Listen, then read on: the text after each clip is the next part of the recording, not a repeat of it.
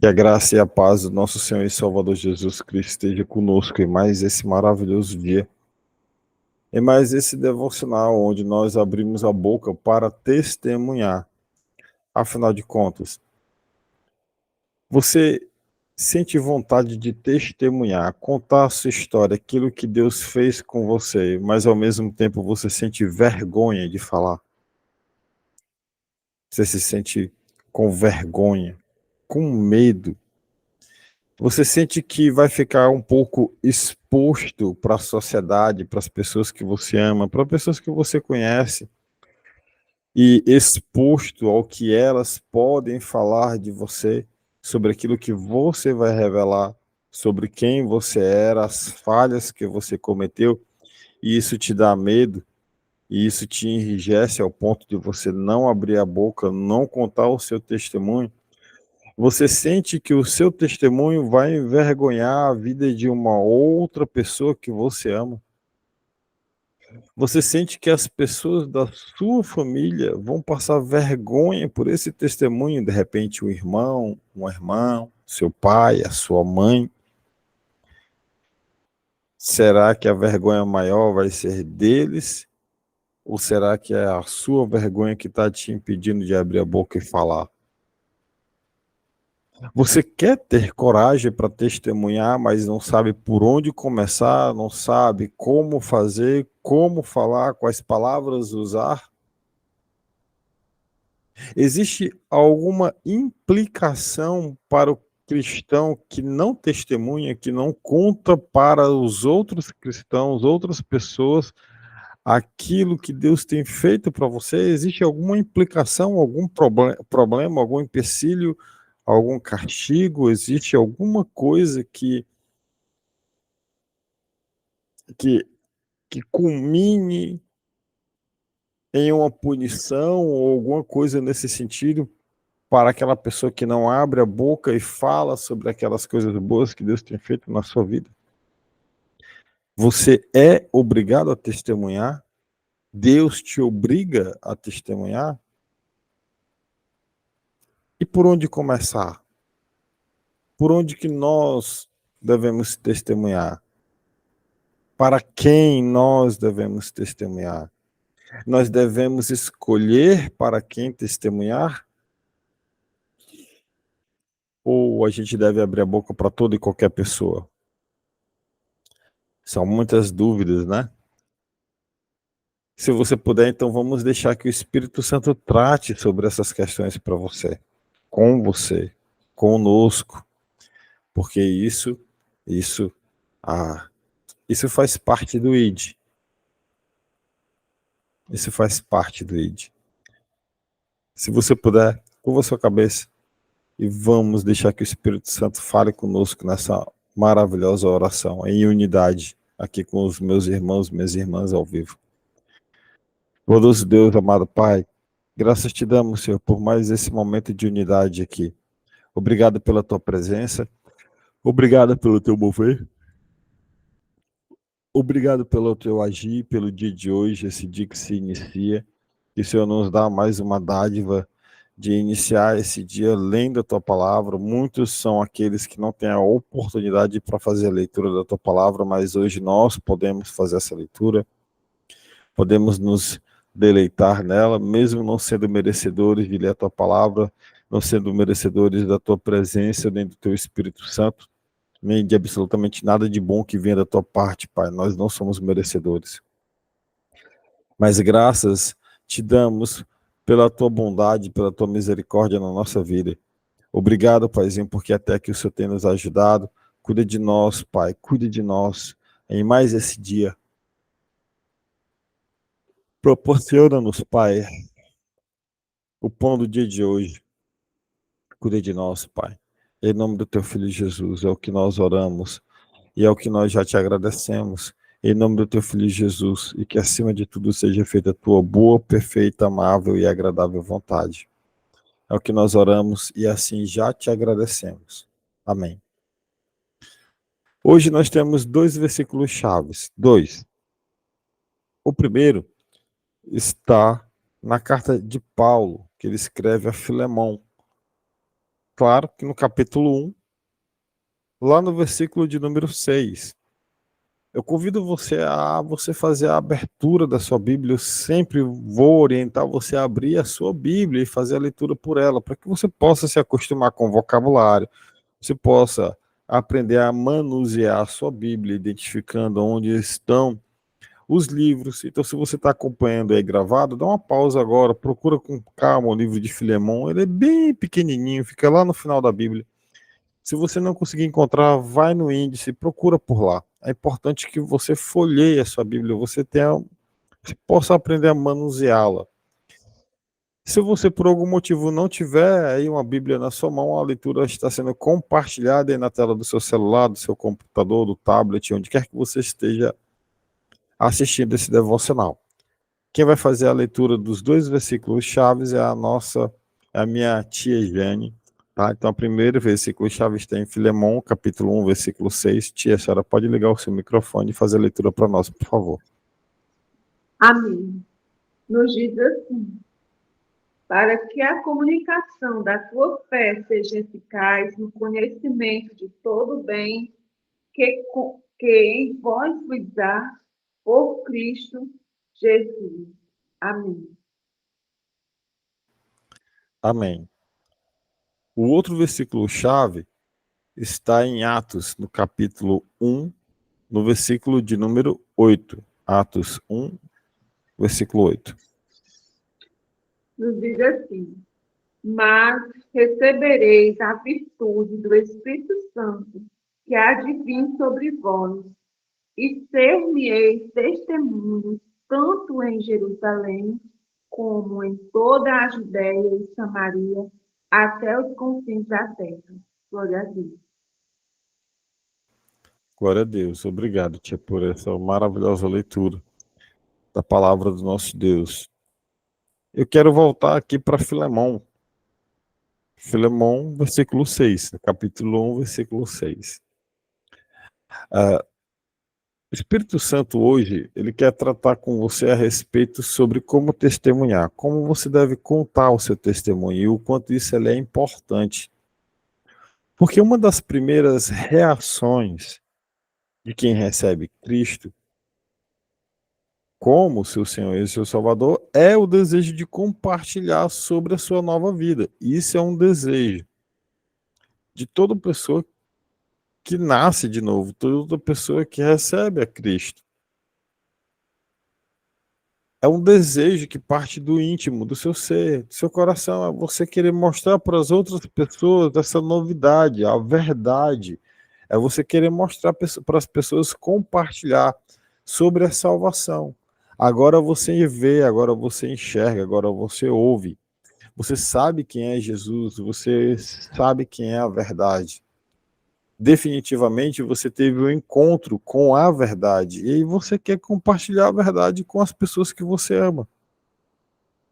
Então, embora seja um desejo natural do cristão em testemunhar, e esse desejo ele é natural que aconteça, novos cristãos, muitas das vezes, eles têm medo de testemunhar. Sentem dificuldade de abrir a boca e falar. Às vezes, não é apenas a questão da timidez, e não é só mais a questão da timidez. Porque, note, a timidez ela acontece quando você vai falar em público, ou quando você vai, de repente, falar com quem você não conhece. Mas como você vai ter e ser tímido com o seu marido, com a sua esposa, com o seu pai ou a sua mãe, ou até mesmo o seu irmão de sangue? Eu não estou falando do irmão em Cristo, eu estou falando do irmão de sangue, aquele que você passou a vida inteira ali do lado dele, vivendo com ele. Como que você vai ter timidez de falar para com essas pessoas? Não há timidez para falar com essas pessoas. Existe sim o medo de ser taxado como pastorzinho ou pastorzinha, o medo de ser taxado como uma pessoa que as outras não vão acreditar que você mudou de vida, que você está louco, que essa história de ler um livro tão velho é uma besteira. As pessoas vão olhar para você e vão dizer assim: olha, eu não acredito que você mudou. ou se elas não falarem, elas vão pensar isso. E uma outra série de fatores pode fazer com que você não abra sua boca para testemunhar, para contar da sua nova vida para outras pessoas, da sua fé, aquilo que modificou você, a sua forma de agir, de pensar, de se vestir. Afinal de contas, quando você nasce para uma nova vida, você muda. Você muda a sua aparência. Você se vivia vestido com decote, vivia vestido com roupas curtas, você já não vai mais fazer isso. Você falava palavrão, já não vai mais falar. Então há uma mudança no seu mover, no seu agir. E é natural que outras pessoas olhem para você e não acreditem nisso. Não acreditem nessa mudança. Isso é natural que aconteça, afinal de contas, elas passaram, de repente, a maior parte da vida delas vivendo com uma pessoa completamente errada. E agora elas estão vendo uma pessoa diferente e elas vão ficar com o pé atrás para com essa mudança. Então, como que você pode testemunhar de uma forma bem-sucedida para que você possa sentir o prazer de levar outras pessoas a Cristo? Como que você pode ser bem-sucedido? Então eu separei aqui 3 pontos bem rápidos e simples para você entender como que você pode se tornar uma testemunha eficaz.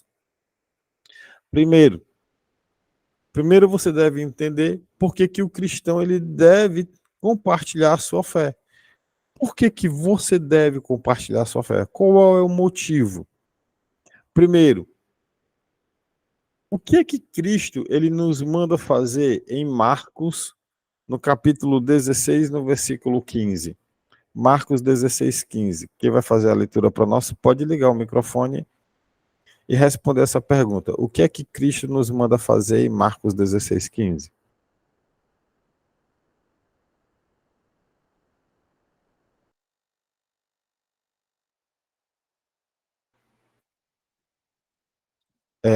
Eu acho que quem vai fazer a leitura é a tia Fátima, né? Se não me engano. Tia Fátima, acho que só precisa ligar o microfone, tá bom? Para fazer a leitura. Perdão, irmão, perdão. Marcos 16, 15 aqui.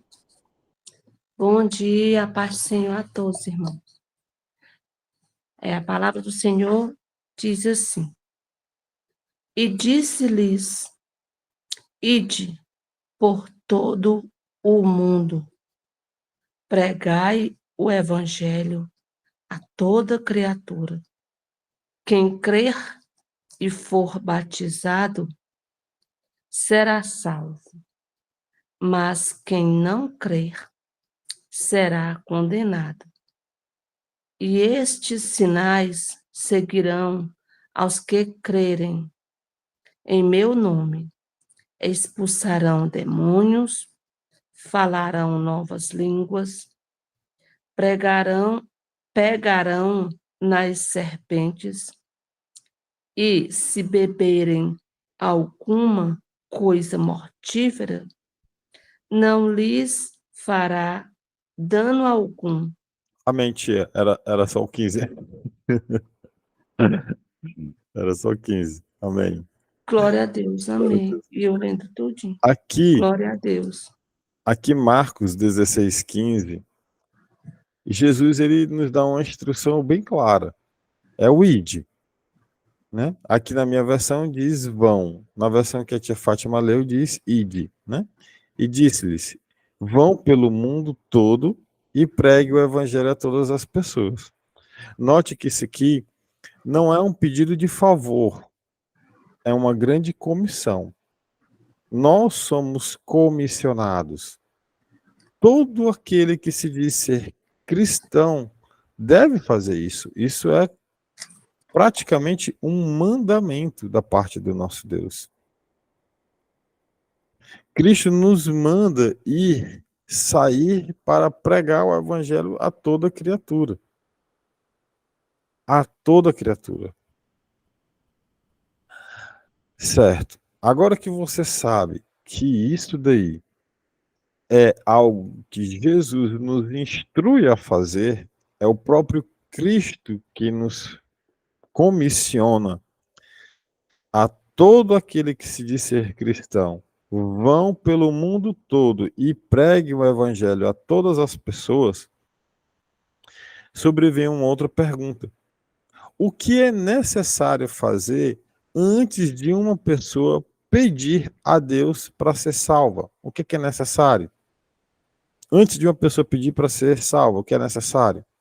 Ora, nós encontramos a resposta disso lá em Romanos, no capítulo de número 10, dos versículos 13 ao 14. Romanos 10, do 13 ao 14. Quem vai fazer a leitura pode ligar o microfone e fazer para nós, por favor. Bom dia a todos, a paz do Senhor. Romanos 10, 13 diz assim: como dizem as Escrituras Sagradas, todos os que pedirem a ajuda do Senhor serão salvos. Mas como é que as pessoas irão pedir se não crerem nele? E como poderão crer se não ouvirem a mensagem? E como poderão ouvir se a mensagem não for anunciada? Amém. Amém. Glória a Deus. Olha só. O que é necessário para uma pessoa pedir a Deus para que ela possa ser salva, né? O que é necessário a pessoa fazer antes? Ela, antes de pedir para ser salva, ela precisa crer em Deus. Aqui em Romanos, como nós acabamos de ler, no capítulo 10, do versículo 13, é bem claro. Porque todo aquele que invocar o nome do Senhor será salvo. Só quem invoca o nome do Senhor é quem crer nele. Quem crer nele. Irmão, hoje eu estou aqui falando para você porque alguém me falou de Cristo. Você está aqui porque alguém abriu a boca para falar para você sobre Jesus. Alguém falou para você sobre Jesus. Alguém disse: arrependei-vos. Alguém falou para você aí: você quer aceitar Cristo como o Senhor e seu Salvador? Alguém disse para você. Ou você ouviu uma pregação numa rádio. Ou você ouviu uma pregação na TV. E por ouvir a pregação na rádio, ou na TV, ou no YouTube, ou seja, lá onde for, alguém pregando, abrindo a boca para você, você aceitou Cristo como o Senhor e seu Salvador. Então, é necessário, antes de você pedir para que Deus possa lhe salvar, é necessário que você precise invocar, que você precise crer. E aí vem o versículo 14. Como então que as pessoas vão ser salvas? Como então que as pessoas vão aceitar Jesus como seu Senhor e seu Salvador, se elas não vão encontrar quem pregue para elas? Como que as pessoas vão crer se elas não sabem, porque elas nunca ouviram falar? E como que elas vão ouvir se não há quem pregue? Aqui em Romanos 10, capítulo 14, capítulo 10, versículo 14. Deus usa pessoas para pregar o seu evangelho. E o pregar o evangelho, ele é obrigação nossa. Ele é obrigação nossa. Ah, irmão Joelson, mas eu não vou subir no púlpito da igreja. Amém, irmão, não tem problema. A gente vai já falar sobre isso. Não tem problema nenhum. Se você se sente com vergonha ou tímido para ir até o púlpito da igreja e falar lá para 20, 30, 50, 100, 1000 pessoas, não tem problema nenhum. Você pode fazer isso individualmente. A gente vai já chegar lá. Mas o que eu quero que você entenda nesse ponto, que o Espírito Santo está pedindo para que você abra os seus ouvidos, é que é necessário que você fale sobre o seu testemunho, que você abra a boca para falar sobre aquilo que Deus fez na sua vida. sobre o evangelho. Certo? E se eu não quiser falar sobre Deus para ninguém? Se eu não quiser, eu não quero falar. Eu não quero falar. Tudo bem. Então eu gostaria que você fizesse a leitura comigo de Ezequiel, capítulo 3, Ezequiel, capítulo 3, versículos 18 e 19. E agora eu não lembro quem vai fazer essa leitura para nós. Mas quem foi escalado para fazer, pode ligar o microfone e ler para nós, tá bom? Ezequiel, capítulo 3, versículos 18 e 19. Quem vai fazer a leitura para nós? Sou eu. A palavra do Senhor fala assim: quando eu disser ao ímpio, certamente morrerás, não o avisando tu, não falando para avisar o ímpio acerca do seu caminho ímpio para salvar a sua vida, aquele ímpio morrerá na sua maldade, mas o seu sangue da tua mão o requererei. Mas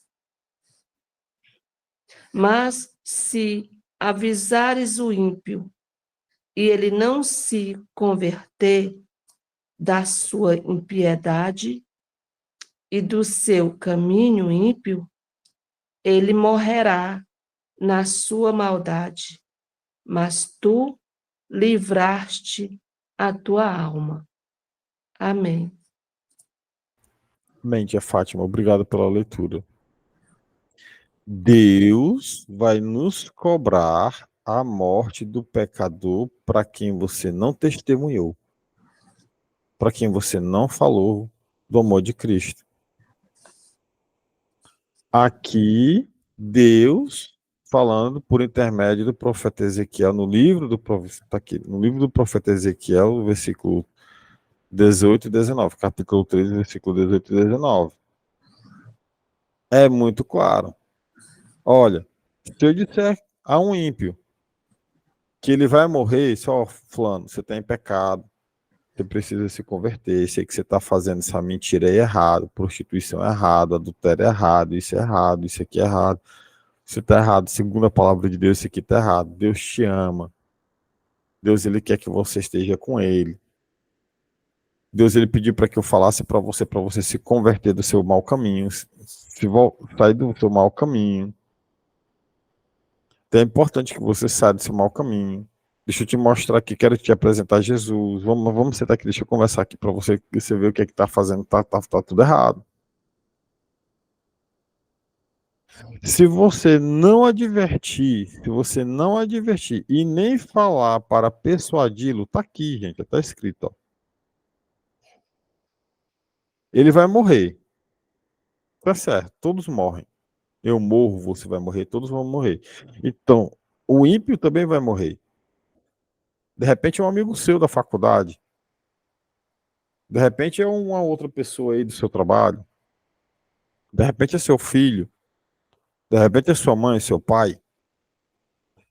Quando ele morrer, se ele morrer antes da volta de Jesus, ou até mesmo na volta de Jesus, quando nós formos arrebatados, se é que você vai ser arrebatado nessa situação, se você não advertir, não dissuadir sobre os seus maus caminhos, não mostrar para ele, você está fazendo coisa errada, aquele ímpio vai morrer pela iniquidade dele. Para mim, porém, para mim quem? Para Deus. Para mim, porém, você será responsável pela morte dele. Eita Jesus. Por quê? Porque você não avisou. Versículo 19. Se, porém, você advertir o ímpio e ele não se desviar da sua impiedade ou dos seus maus caminhos, ele morrerá por sua iniquidade, mas você estará livre dessa culpa. Ou seja, chegou para o ímpio e falou, fulano, olha, tá errado, tá assim, tá errado, isso, tá errado, Jesus te ama, Jesus te quer do lado dele, vem aqui, ó, Jesus te ama, ó, João 3,16, o que é que João 3,16 fala? Ó, o que é que ele fez na minha vida? Eu era assim, assim, assim, assado, agora sou assim, assim, assim, assado. Você quer aceitar Jesus? Se ele não quiser, aí o problema já não é mais seu. Deus fala para você, você vai estar livre dessa culpa. Então você vai ser cobrado, meu irmão, se você não abrir a sua boca para pregar a palavra. Você vai ser cobrado se você não testemunhar daquilo que Deus fez na sua vida. Então, o primeiro ponto é: por que que você, cristão, deve compartilhar sua fé? Primeiro, porque Jesus nos manda. Jesus nos manda. Isso é a primeira coisa. Por amor, eu sou filho obediente, eu vou obedecer meu pai e eu vou fazer aquilo que ele me manda, por amor. Segundo, porque as pessoas só vão crer se elas ouvirem. Terceiro, porque haverá uma cobrança de Deus para todo aquele que Deus fez grandes coisas na sua vida e você não testemunhou. São 3 pontos que te levam a você levantar da cadeira e testemunhar, e a abrir a sua boca e falar. Ok. Feito isso, vem o segundo ponto. Para quem que nós devemos testemunhar? Para quem? Para quem? Para quem que você deve testemunhar? E aí nós vamos lá para o nosso versículo-chave, que a tia Jane leu. Primeiro versículo-chave. Atos 1:8. Atos 1:8 diz: mas receberão poder quando o Espírito Santo descer sobre vocês, e serão minhas testemunhas em Jerusalém. Os apóstolos primeiro tinham que esperar pelo Espírito Santo. Quando o Espírito Santo entraria neles, habitaria neles, fazia morada neles, encheria eles de todo o poder, de toda a autoridade. A partir daí, aonde que eles iriam testemunhar? Primeiro em casa, em Jerusalém. Primeiro na casa deles. Depois, para os vizinhos, Judéia e Samaria. Para os vizinhos. Amigos, parentes, né? Ali, mais distantes. De repente você tem um tio que você nem fala com ele direito.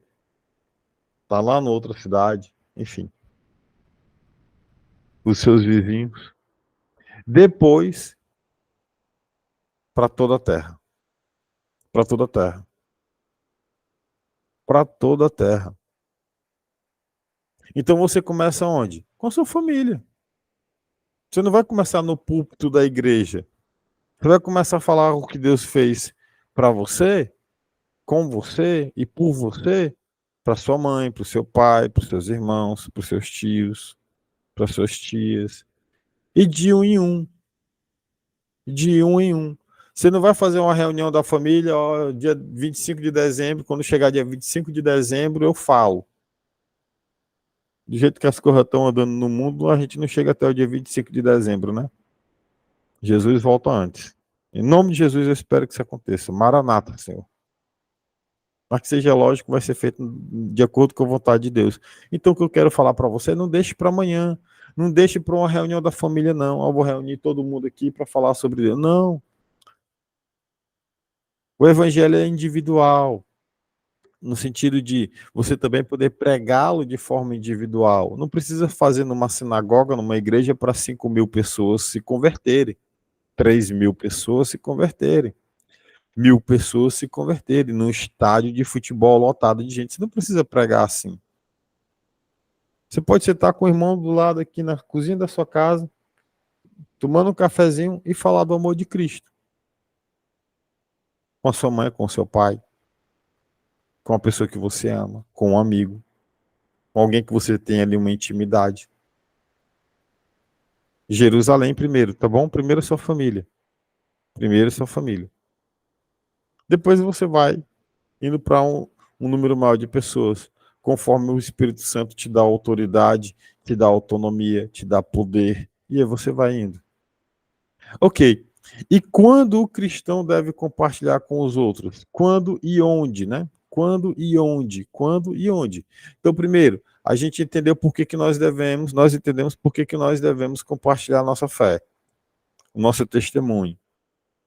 Segundo, nós aprendemos aqui onde, né, nós devemos compartilhar. Onde? Onde? Começa por onde? Por onde que eu devo começar? Por onde que eu devo começar? Você já entendeu. E agora nós vamos entender quando o cristão deve compartilhar a sua fé. Quando? Quando? E onde, né? Por onde? Bom, vamos ser mais específicos, então, no quando e no onde. Lá em João, no capítulo 4, cadê João que eu separei aqui? Achei. João capítulo 4, do versículo 5 ao 7, nós vamos entender um pouco mais sobre o evangelismo pessoal, tá bom? Quem vai fazer a leitura de João capítulo 4, versículos 5, 6 e 7? Pode ligar o microfone para nós. A palavra do Senhor fala assim: foi, pois, a uma cidade de Samaria, chamada Sicar, junto da herdade que Jacó tinha dado a seu filho José. E estava ali a fonte de Jacó. Jesus, pois, cansado do caminho, assentou-se assim, junto da fonte. Era isso quase a hora sexta. Veio uma mulher de Samaria tirar água. Disse-lhe Jesus: dá-me de beber. Amém. Amém. Obrigado, tia Fátima. Então, a primeira pergunta é: onde Cristo estava quando falou com a mulher samaritana? Cristo, ele estava junto a um poço, no sol quente de meio-dia, hora sexta, o sol quente de meio-dia, numa cidadezinha chamada Sicar, uma região da Samaria, onde os judeus não andavam naquela região, porque os judeus consideravam os samaritanos pecadores. Aonde você deve pregar? É na igreja? Jesus estava na igreja? Não.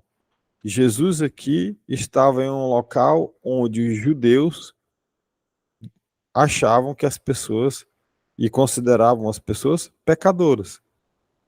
Irmão, onde que você deve pregar? Na porta do hospital, no presídio, na praça. Vamos já ver Atos dos Apóstolos, os apóstolos pregando em praça. Onde que você deve pregar? Em qualquer lugar, em qualquer hora. 5 horas da manhã, 4 horas da manhã, à tarde, de noite, no horário que for. Falar da palavra de Deus em todo e em qualquer momento, para toda e qualquer pessoa. Infelizmente, ontem entrou novamente uma outra pessoa no grupo e ficou ali chamando algumas pessoas no privado, me chamou no privado para, infelizmente, falar besteira. Eu tive que remover a pessoa do grupo para não causar um certo problema. Pessoas assim, que não querem nada com nada, vão aparecer, infelizmente. São pessoas que não aproveitam a oportunidade que têm de conhecer a Cristo. Infelizmente, existem pessoas assim. Infelizmente. Mas a minha condição não é de fazer acepção de ninguém. Cristo não fez acepção de ninguém. Cristo, na condição de judeu, sentou no sol quente com uma mulher que já estava em vários casamentos, pecadora, destituída de tudo, sendo humilhada, com a péssima fama na cidade. E Cristo usa essa pessoa para pregar o evangelho. Cristo usa essa mulher para pregar o evangelho. Assim como hoje ele me usa, um homem que era destituído da sua glória, da sua vontade, do seu. Era destituído. Eu era uma pessoa promíscua, iníqua. Hoje cheio do poder do Espírito Santo, revestido do Espírito Santo para o louvor e a glória de Deus. Abra minha boca e prego. E é assim que Deus faz. Deus pega as coisas fãs desse mundo, né? Que não são as coisas loucas desse mundo e usa para a pregação da sua palavra. Coisas que para o homem natural são impossíveis. São loucura.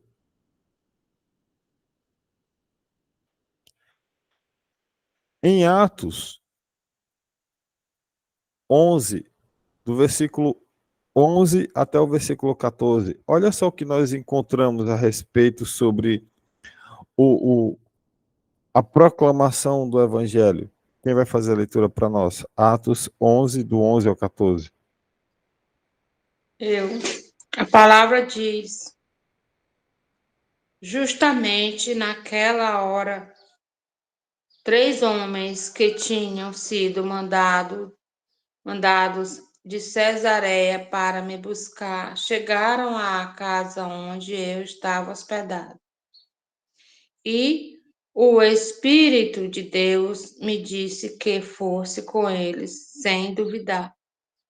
Estes 6 irmãos da cidade de Jope também foram comigo, e todos nós entramos na casa de Cornélio. Então, eles nos contou como viu na casa dele um anjo em pé que lhe disse: mande alguém a Jope para buscar Simão, que também é chamado Pedro. Ele vai dizer como você e toda a sua família podem ser salvos. Amém. Glória a Deus. Amém, glória a Deus. Ó, Quem quem fala com Pedro sobre os homens que estavam procurando, quem é que fala com Pedro? O Espírito. O Espírito Santo fala com Pedro. O Espírito me disse para que não hesitasse em ir com eles. Irmão, a obra não é sua. A obra não é minha. Eu e você, por nós mesmos, não temos a capacidade, por nós mesmos, de pregar o Evangelho. Nós mesmos não temos essa capacidade. Se eu, Joel, se hoje venho aqui diante de vocês para falar isso, isso não vem de mim. Não vem de mim. É o próprio Espírito Santo que nos enche com as palavras, não nos deixando que nós hesitemos em pregar a palavra, porque a obra é dele, não é nossa. Então, pare com essa história de dizer, porque eu não sei o que eu vou falar. Irmão, abra sua boca e apenas conte o seu testemunho. É só isso. É só isso. Pedro não era doutor da lei. Pedro não era um homem estudioso a respeito das leis. Pedro não era fariseu, não era escriba. Quem era Pedro? Um pescador. Um pescador que, ao ser cheio do Espírito Santo, olha só o que o Espírito Santo faz usando a vida de Pedro. E onde que ele fazia? Entrando na casa, de casa em casa. Também em casa, né? E nós vemos também outras duas leituras que nós vemos literalmente aonde que o evangelho ele também pode ser pregado. Vamos ler Atos, capítulo 17, versículo 17. Atos 17, 17. Quem vai fazer a leitura pode ligar o microfone e fazer para nós. Amém. Glória a Deus. Diz assim: ele ia para a sinagoga e ali falava com os judeus e com os não-judeus convertidos ao judaísmo. E todos os dias na praça pública ele falava com as pessoas que se encontravam ali. Glória a Deus, louvado seja o nome do Senhor. Amém. Amém. Olha onde que era pregado o evangelho. Nas sinagogas, nos templos religiosos. Onde mais? Nas praças. Na praça pública. Na praça, irmão. Na sinagoga. Na praça e na sinagoga. Ah, irmão, mas eu não quero pregar a palavra de Deus em lugar público. Amém, irmão. Então faz então como está em Atos, no capítulo 20, no versículo 20. Lê para nós, por favor, Atos 20, 20. Tia Maria. Acho que é a Tia Maria que vai fazer a leitura também. Amém. Diz assim: vocês também sabem que fiz tudo para ajudar vocês, anunciando o evangelho e ensinando publicamente e nas casas. Amém? Amém, tia. Obrigado. Olha só como Jesus, maravilha. que o evangelho era pregado também pelos apóstolos. Era pregado como? Publicamente e de casa em casa. De casa em casa. Irmão, não quer pregar na praça, nem na sinagoga, ou seja, nem no culto, no templo religioso que você congrega? Amém, tudo bem. Vai de casa em casa. Conversa com tua tia. Chega lá para ela e diz assim, tia, deixa eu falar aqui um negócio para a senhora. Senta aqui. Olha o que está em João 3,16. Ah, irmão, mas eu não sei explicar João 3,16. Tudo bem. Então você fala sobre aquilo que Jesus fez na sua vida. Tia, deixa eu só falar aqui uma coisa para a senhora. Jesus mudou minha vida. Eu estava assim, assim, assado, fui para a igreja, alguém falou sobre a palavra de Deus, nem entendi direito o que a pessoa explicou, mas eu senti um negócio dentro de mim, um mover, mudei minha vida, Deus tem transformado minha vida e eu constantemente tenho ouvido falar dele, tem sido maravilhoso. Quero convidar a senhora para o culto, quero convidar a senhora para ir para a igreja. A senhora quer aceitar Jesus como seu Salvador? Quero, pô, vamos orar aqui. É isso, irmão. É isso. É simples. Quem complica somos nós. E qual é a conclusão disso tudo que a gente pode tirar? A conclusão ela é bem simples. É bem simples. Deus não espera que todos nós sejamos grandes ganhadores de almas. Mas Deus espera que todos nós sejamos suas grandes testemunhas. Eu vou repetir. Deus não espera que todos nós sejamos grandes ganhadores de almas, mas Ele espera que todos nós sejamos grandes testemunhas. Essa é a conclusão. Se você puder, curva sua cabeça e vamos orar. Bendito Deus, amado Pai, graças te damos por essa maravilhosa palavra de hoje. Obrigado, Paizinho, porque nós sabemos que até que o Senhor tem nos ajudado, que até que o Senhor olha para nós com carinho, nos trata, nos corrige, nos exorta, nos traz de volta para o centro. Cuida de nós, Pai, até a volta do teu Filho amado. Nos guie pelas tuas veredas de justiça. Dá-nos coragem, Senhor, para que nós possamos entender a tua palavra, o quanto ela é simples, o quanto o evangelho é simples, O quanto a única coisa que eu preciso fazer é abrir a minha boca e pregar, nada mais do que isso. A única coisa que eu preciso falar é sobre a transformação da minha vida para as outras pessoas. Pai,